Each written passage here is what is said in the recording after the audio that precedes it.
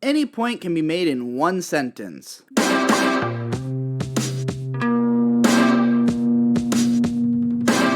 But that isn't very helpful to anyone who doesn't get it in one sentence, nor is it a comfort to those who can. Yeah, sure, I'm a nihilist, yeah, I know there's no point, yeah, I know it's all the same shit in a different toilet, but I'm still interested in why it's green sometimes. It's because I drink too much Mountain Dew Pitch Black. Why do purple drinks make your shit green? Yet beet juice makes it red and scared you got hemorrhoids. When I started smoking weed, I got into anime in a different way. I've always claimed to love dense media the most, to love multi-layered and complex experiences which incorporate as many simultaneous elements as possible. This has always been my justification for preferring the medium of animation. It has the highest opportunity of any medium to convey the greatest number of meaning layers simultaneously. There is potential in video games to reach even higher levels of compactness, but little effort being made in that direction, because the length of development time disincentivizes minimizing the scale of the product.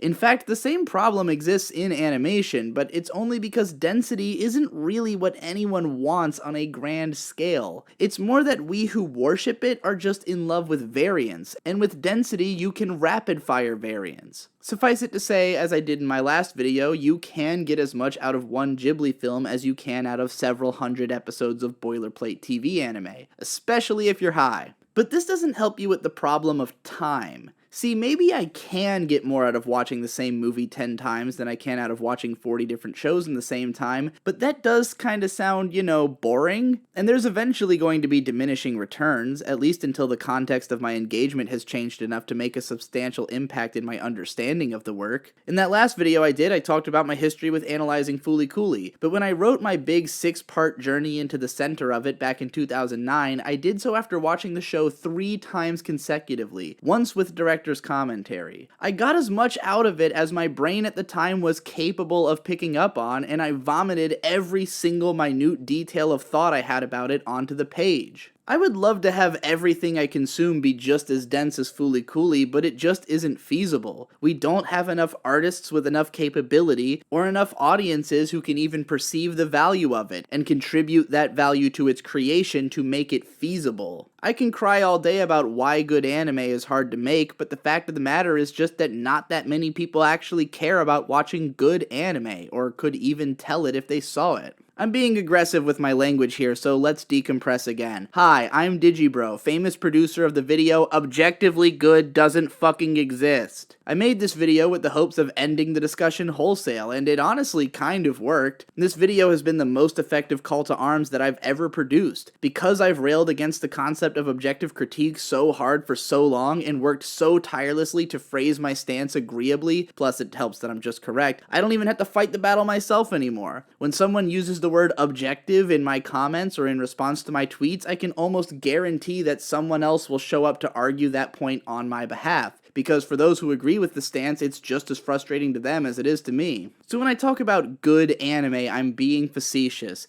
I'm compressing a broad swath of meaning into one word for ease of use. I tend to do this because I have a difficult time writing each of my videos as though they were my first. I've been doing this for a long fucking time, and anyone who's been watching me long enough knows that I repeat myself ad nauseum. After all, there are only so many unique things that one person can come up with to say on their own, and the variables need to be packaged within the context of a larger piece to be satisfying to an audience. Which is all why the idea of going post-food is kind of hilarious to me. When I see people trying to waste less time, I envy them because I'm so desperate to waste more of it. Casey Neistat is a running paradox. He constantly insists on an ideology of working at all times, barely sleeping, keeping his mind and body active, and trying to find a sense of accomplishment in everything he does. Yet this motherfucker posts the same goddamn video every single goddamn day. Okay, not literally, but when you've watched a couple thousand of them like I have, they bleed together pretty quickly. And I'm sure plenty of people would say the same about my content, especially if you watch my podcasts and Let's Plays. But that's because it's all a waste of time, and that's kind of the point of it. How are you supposed to use all these hours in the day? Work towards advancing humanity? Sure, you can contribute to that along the way, but change takes a lot of time, and you're pushing a hell of a boulder. It's not like you can just go to the forefront of advancement and make new shit every day and expect that to change the world. You might learn about the final boss at the start of the game, but it's gonna take 80 hours of fucking grinding to get there, because that's literally life. You're probably gonna lose some party members along the way. Hell, you you will most likely be one of them, depending on what you've set as your endpoint. And say you reach it. Then what? Better picture a new boss or you're gonna get real bored real fast. See, that's the thing. Purpose is step one. Living is all the other steps. Why is ignorance bliss? Because ignorant people don't have to consider it, they just have to do it. Have a family, bam, you've done your part. That's enough for most people. As long as they can follow the candy trail laid out for them and view the box that falls over them as a house instead of a trap, they can be content there. But what if you're a radical dude with a rude tude who wants to branch out and do something totally different? Well, it's the same damn story. So you went off the grid and became a YouTuber who makes all their money from Patreon. What now?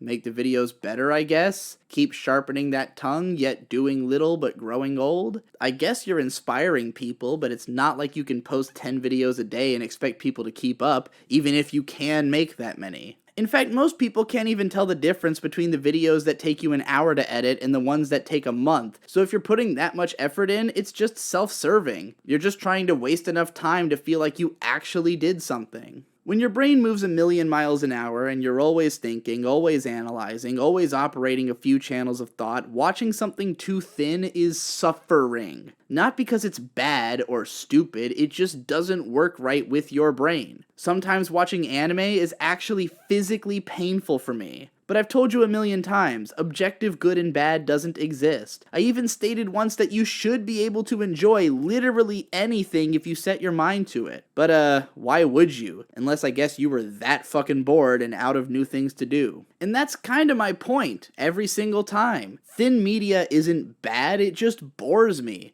Dense media isn't good, it just keeps me occupied. I already know the point of all art, I explained it last time. When I first had that realization, I didn't even want to make videos anymore. I thought, if this is true, art is a huge waste of time. Except I can't stop watching anime. Why? The biggest misunderstanding that young people have about the world is that there's anything significant or different to do in it. At the start of 2017, my cost of living was so far below my income that I could pretty much do whatever I wanted. I lived in Virginia Beach, supposedly the best place in America to live according to Forbes, and yet I couldn't find anything to do. Nowhere to go more interesting than the internet, nothing to look at more engaging than anime, no one to talk to who I could relate to as much as my friends from the Procrastinators podcast. The only thing I could find to do outside my house, which was better than anything I could do inside, was to eat, so I would eat out for nearly every meal. Why does everyone want money so much? It's all because of misunderstanding. Everyone feels this pit in their soul that there's supposed to be something bigger to work towards, and there's just no evidence for it. All of the evidence points to mindset being the only thing that determines happiness. You can either be satisfied that your mere existence and propagation is enough to serve your purpose, or you can be satisfied that whatever arbitrary goal you've given yourself to work towards has put you on the path. But when they say it's not the destination, it's the journey, all they mean is you better fucking get used to just living day to day because that's all you're ever actually going to be doing.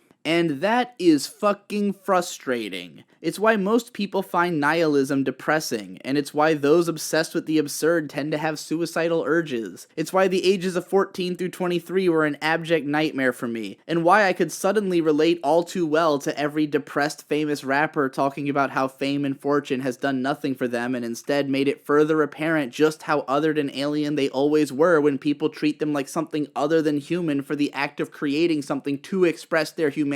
Thankfully, I figured out you can kill that by just revealing as much as possible about yourself. No matter how frustrating it might be to face the void, there's no avoiding it. You can make up some bullshit explanation for why there's totally inherent meaning, guys, I mean it, but why the hell would that ever be true? Just set some goals and work towards them. Don't try to make it more than it is, just man up and do what you gotta do to live. If you need to worship something, worship the tenacity of life itself. If you need purpose, find it in your instincts. We can't explain a point for all this, but we can just let a general sense of hope that there is one linger in the back of our minds and be satisfied with that at least. That's all most religious people are really doing in the first place anyways. I can't consume media that's too thin, but I run out of things that are as dense as I want them to be constantly. I settle for middle grounds often. I mostly listen to structured music. I mostly watch 22-minute TV anime. I mostly play straightforward action games. They need thought, but not much. Just enough that they can keep my brain occupied,